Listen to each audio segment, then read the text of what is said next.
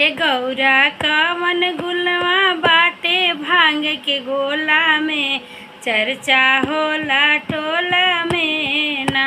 ए गौरा कवन गुनवा बाटे भांग के गोला में, चर्चा होला टोला में ना।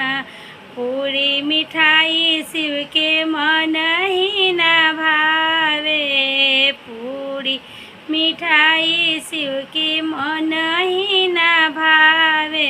ए गौरा कवन गुनवा बाटे भांग के गोला में, चर्चा होला टोला में ना। ए गौरा कवन गुनवा बाटे भांग के गोला में, चर्चा होला टोला में ना। ए गौरा कवन गुनवा बाटे भांग के गोला में, चर्चा होला टोला में ना।